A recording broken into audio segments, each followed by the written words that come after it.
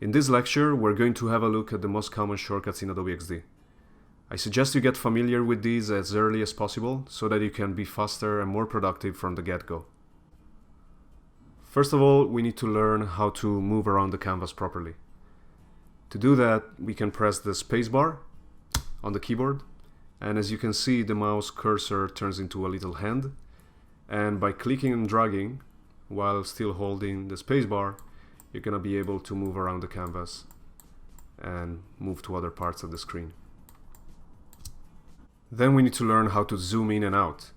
To do that, you need to select the zoom tool, which you can do from here, or you can use the shortcut, which is the letter Z, and it gets selected automatically. Once you have the tool selected, you can zoom in by clicking simply, or holding the Alt key, you can zoom out. You can also zoom in and out using the mouse wheel, if you have it, of course. By using the mouse wheel up, it's gonna zoom in, and down, it's gonna zoom out. You still need to hold the Alt key. There are also a couple of other shortcuts which we should look into. So for example, right now you see from here that our zoom level is 64.2. If we want to go to 100% in one shot, we just need to use the Command 1 shortcut. And there we go, this is 100%. If you want to go 200%, we're going to use Command 2.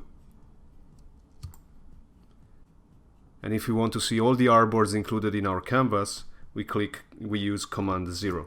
At the moment we only have one, but let me show you what we can do if we have another one up here, and we can move it just a little here, and we set the focus of the screen here.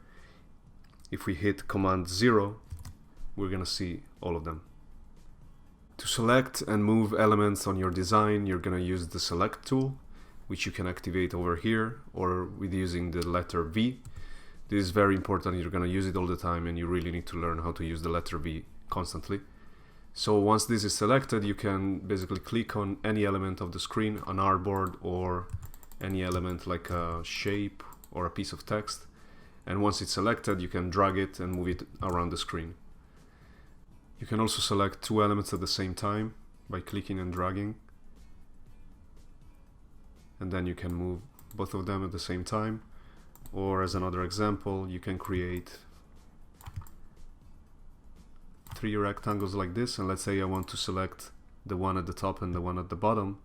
You can just do that by holding the Shift key on the keyboard and clicking on them, and this way only 2 of them are going to be selected.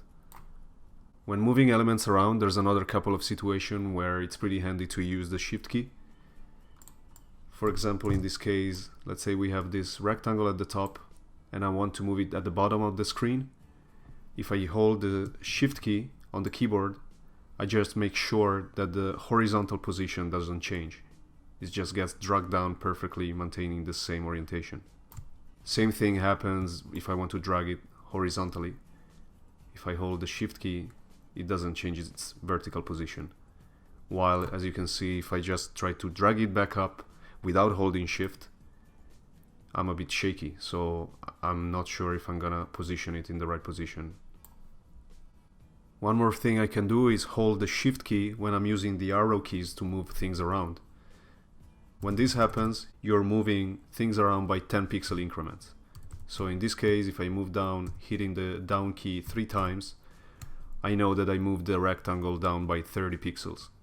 Going back to our toolbar on the left, few remaining things that you really need to learn how to use as a shortcut for are the rectangle tool, letter R, the ellipse tool, letter E, and the text tool, letter T. You're gonna use this literally all the time, so it's better if you just learn them. Another operation we're gonna do all the time is duplicating elements. We can do this in 3 ways. First one is select the element you want to duplicate and hit Command D. Second way is a simple copy and paste by using Command C and then Command V, pasting it. And the third one is holding the Alt key and click and drag. I think this is my favorite one as I find it the most convenient to do, but you feel free to use whatever you want. Another operation we're gonna do very often is creating groups of layers. So for example, if I'm gonna create a text here and I want to move it on top, and I want to create a group for this button, I'm just gonna select both the layers and use the Command G key shortcut. And as you can see, there's a new group created here containing those two layers. Another operation you're gonna see me doing very often is locking layers. So for example, if we have a rectangle here at the bottom, which is gonna be a background of some sort, and we don't want this layer to be selected or moved around, we can just hit Command L and this layer would be locked. As you can see, there's a little icon, lock icon here. And with the select tool, if you try to select it or move it around, you just cannot do that. And one final shortcut for a very common operation that you've seen me doing so far is the undo or redo function. So for example, if I want to change the color of this button to pink, and I don't like that, and I want to cancel the last action, you just hit Command Z and it goes back to blue. If I want to go back to pink again, I want to redo that action, so I'm gonna hit Command Shift Z. We will probably see more shortcuts later on during the course, but for now these are the ones that by far are the most used. Once again, try to learn them all, they're gonna be very useful for you. See you in the next lecture.